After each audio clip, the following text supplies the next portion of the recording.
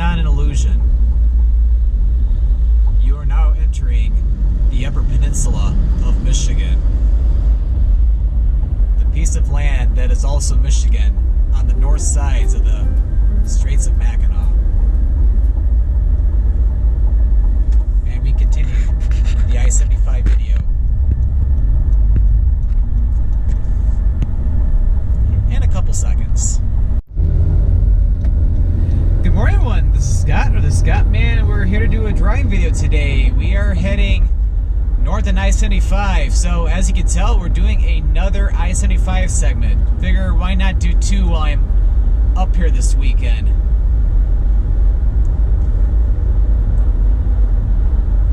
So, this is the first segment in the Upper Peninsula. Because, yeah, the exit back there was US Highway 2. So I'll be doing two segments in the Upper Peninsula. One today, one I probably will do, and then the second segment I'll probably have to do it at the earliest next year, or whenever I plan a trip up to like the Sault Ste. Marie area.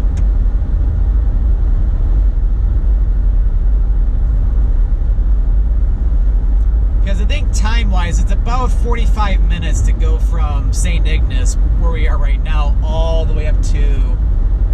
Oh yeah, although you can't see it, but if I look off to the right, you can even see the water and Mackinac Island.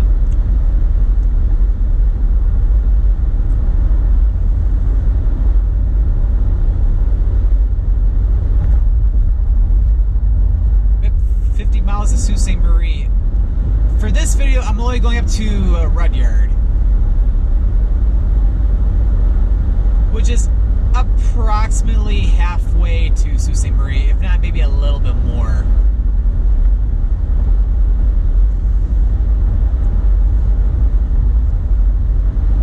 But yeah, after I do this segment, yeah, I only have two more I-75 segments to cover. That'll be the remaining Upper Peninsula segment, and then one more back in the Lower Peninsula.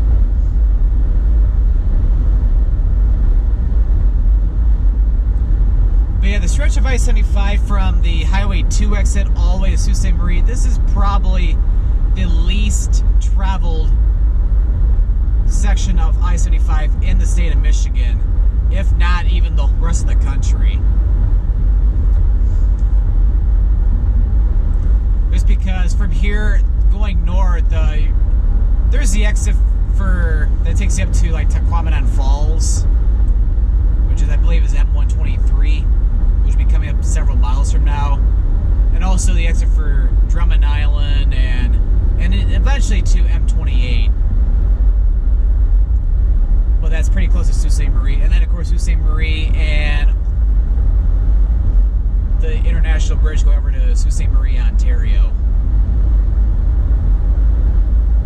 If you look off to the left, that attraction is called Castle Rock. It's a very unique attraction. It's on top of Castle Rock, and you get some pretty cool views. And you can even see the Mackinac Bridge from there too.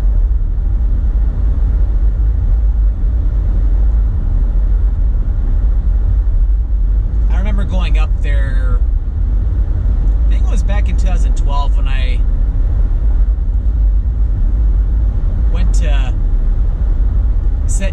to St. Ignace just for like a couple hours.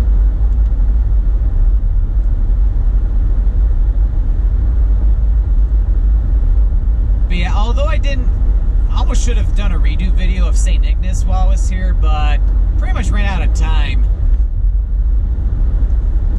Just because I spent pretty much my entire day on Mackinac Island yesterday, which was incredible. I hadn't been there in 16 years.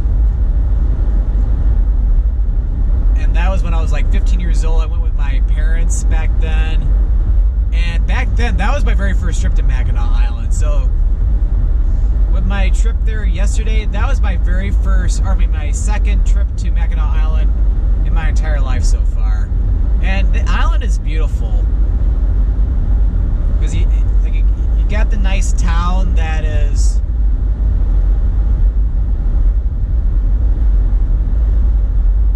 pretty much much on the southern part of the island, where you have all the fudge shops, restaurants, stores, gift shops, plus the visitor center, and all your different hotels and bed and breakfasts, etc. Of course, including the Grand Hotel. Oh, excuse me, including the Grand Hotel. And of course, you have all the different attractions like Fort Mackinac and all the historic sites along Market Street. And of course, then you have the rest of the island, which is pretty much either private homes or parkland, because most of Mackinac Island is state parkland. So it's owned by a lot of it's owned by the state.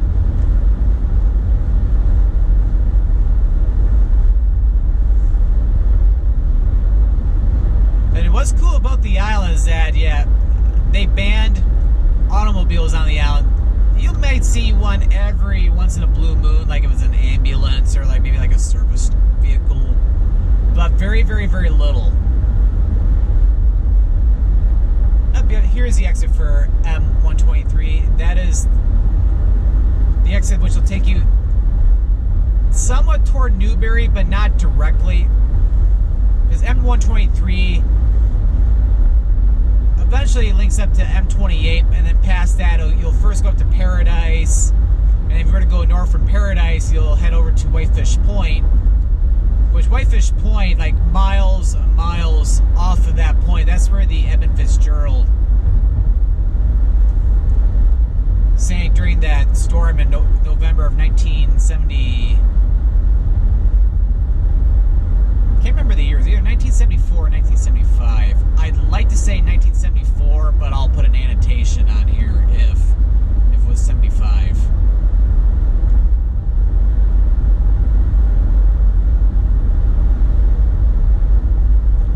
And then from Paradise, continue west, that will take you to Scottman895 Falls.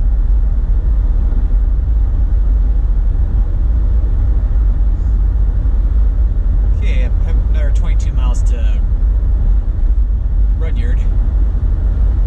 I should have looked it up. I don't know if it's Rudyard or Rudyard.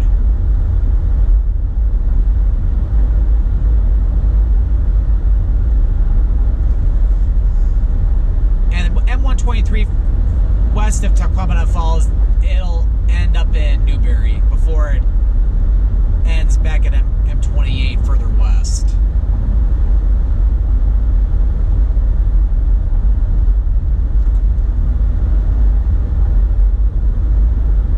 But yeah, a lot of the Upper Peninsula on the eastern part is pretty much like this. You have a lot of trees, and it's not very hilly. You have some rolling hills in different areas, but the topography for the most part is pretty flat. Well, not flat as a pancake, but the terrain isn't too hilly.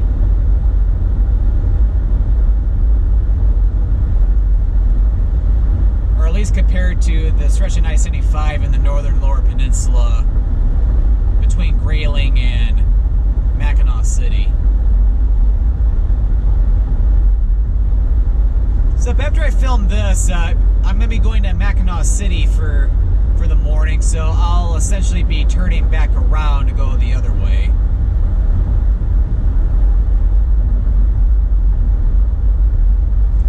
I'm going to check out Colonial Michilimackinac, well, including Fort Michilimackinac, and I also want to check out the lighthouse there, and then get some lunch too in Mackinac City. And then after that, I'm going to be driving home. I'm sure I will be competing with a lot of traffic today, because there are going to be a lot of people driving home. Either people who are just up north for the weekend like me, or people who may have had a vacation all of last week and they're going home today.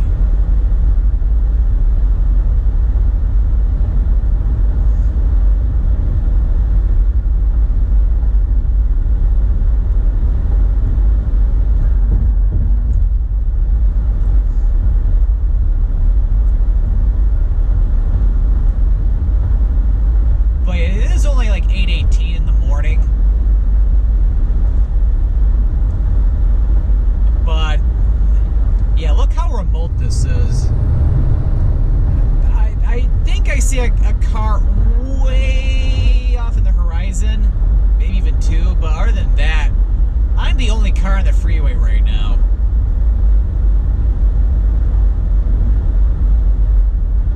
Or at least going northbound.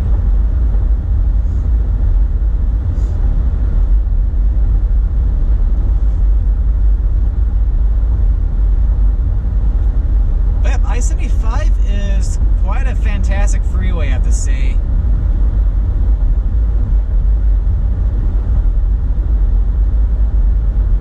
Can't recall the exact distance in miles I-75 travels through the state of Michigan, but that's close to 380, 390 miles approximately.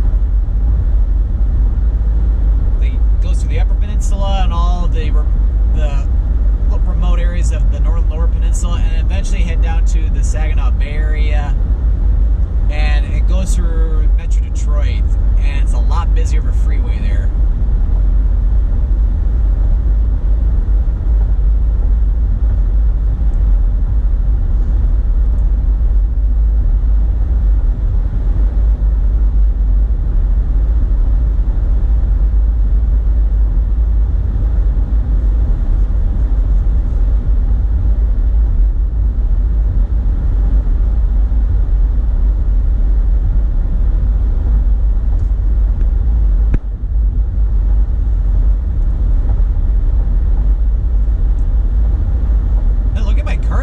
It's gotten a lot cooler as I've gone north. It was reading 68 degrees Fahrenheit or 20 degrees Celsius when I was in St. Ignace. Oh, here's the exit for M-134. If you head east, that'll eventually take you to a ferry, which takes you to Drummond Island.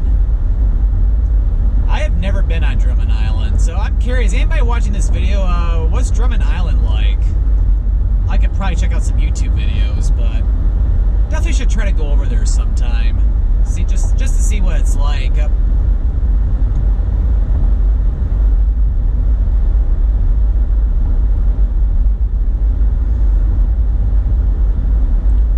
But anyway, it's now reading 59 degrees Fahrenheit, which 15 degrees Celsius. So it's like in Celsius it went down 5 degrees, or it was more like 9 degrees in Fahrenheit.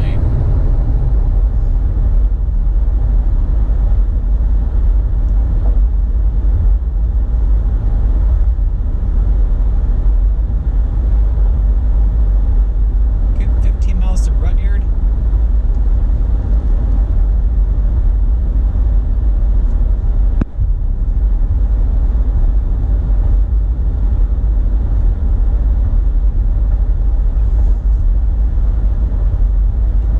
But yeah, there are still areas in the Upper Peninsula I still need to check out too.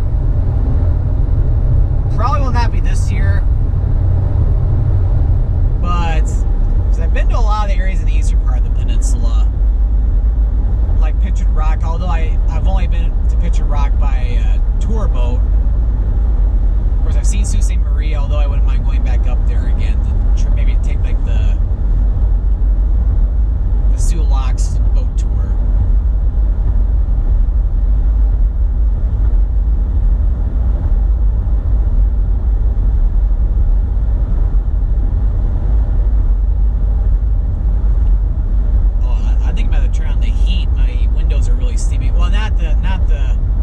Not the front one, thankfully, but so it might steam up briefly as I turn on the heat.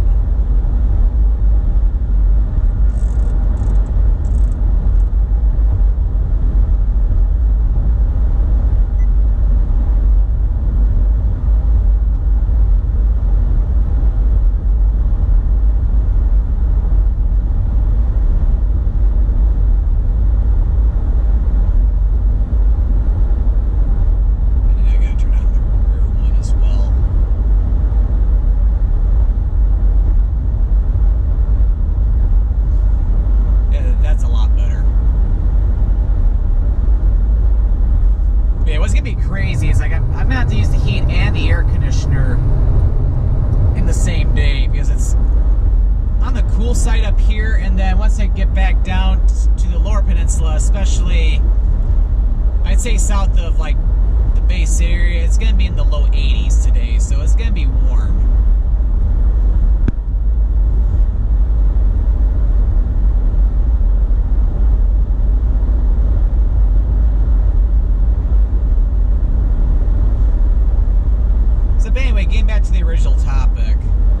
would say more of the places I have to see in the Upper Peninsula still would be more on the western side. Like generally be a line west of like Marquette and Escanaba. Although I've been to Iron Mountain.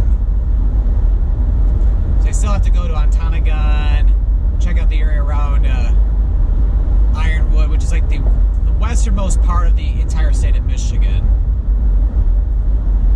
Definitely should go back up to Copper Harbor again, just because I went up there in 2012 and I had my very first digital camera and the quality was pretty terrible. So that's something I definitely should consider doing in the future.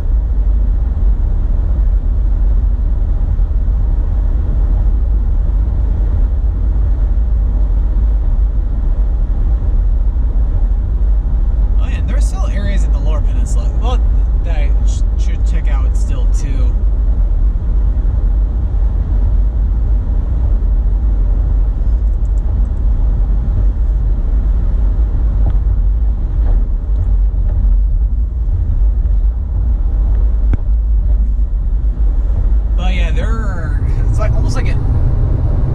Almost an infinite number of opportunities in the state of Michigan.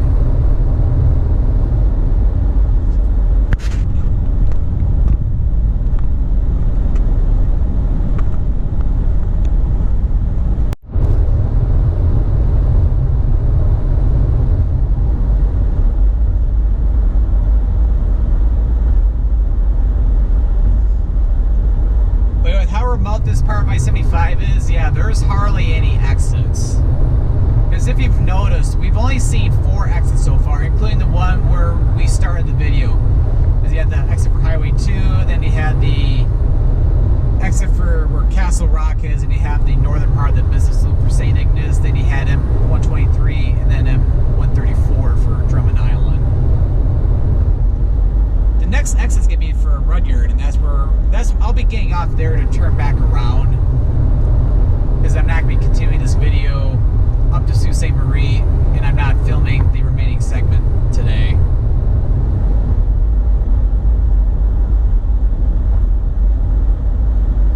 Because it'll give me an opportunity to go back up to Sault Ste. Marie again. Or better yet, if I wanted to, I could take my passport with me and go over to the Canadian side.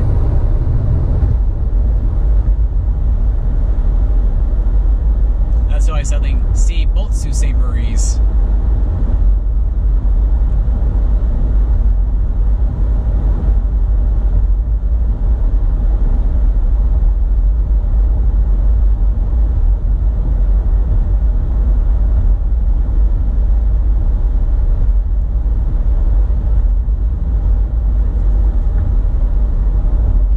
But as I was saying in my previous driving video, my next trip is going to be the big one to Bali, Indonesia. I'm really looking forward to that. Because it's going to be like it's a video photo retreat where we'll be checking out a lot of cool things in Bali and check out a lot of cool sites, and at the same time I'll be learning a lot of different skills and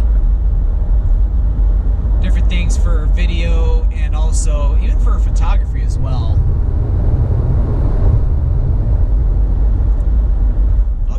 Crossing into Chippewa County. I-75 only goes through 2 counties in the Upper Peninsula. Mackinac County, which is back there, and then Chippewa County, pretty much all the way to the international border.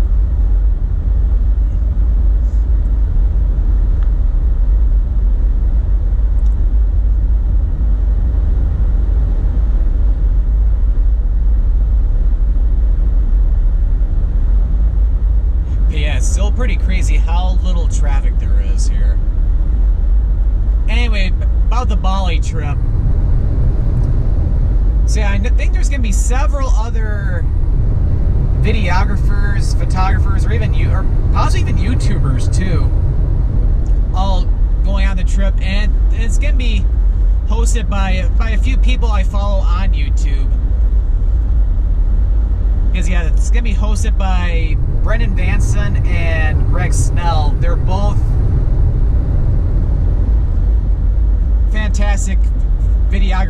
Greg Snell is more into the videography, where Brendan Vanson's more on the photography side. But of course, they both do videos too, and Greg also does photography as well.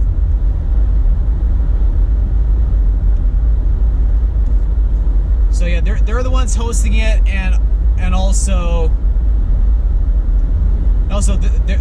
their girlfriends is trying to say that correctly. Yeah, both their girlfriends.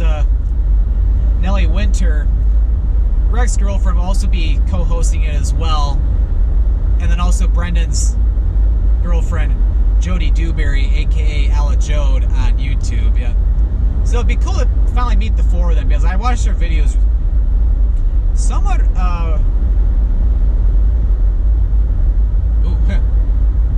Anyway, so yeah, I watch their videos pretty regularly.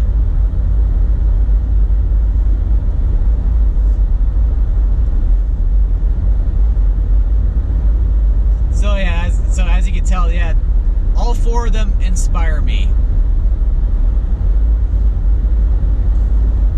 So it'd be really cool to finally meet all four of them in person. So I'm really looking forward to it. But yeah, now things really look flat.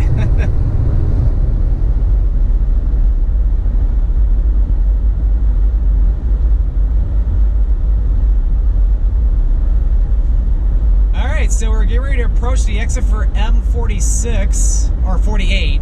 M46 is back in the Lower Peninsula, down by Saginaw. And that's the exit for Rudyard. Oh, some dairy cows way off to the left, although I don't think I got them on camera. So we're about to conclude this video, and when I eventually come back up to the Upper Peninsula, like the Sault Ste. Marie, to film the remaining segment, it'll resume at this exit. So I hope you enjoyed this driving video of I-75 going from St. Ignace at Highway 2 to M-48 near Rudyard. If you enjoyed this video, be sure to click that subscribe button to come along and join me for the adventure. Well, thank you for watching, and this is Scott, or the Scottman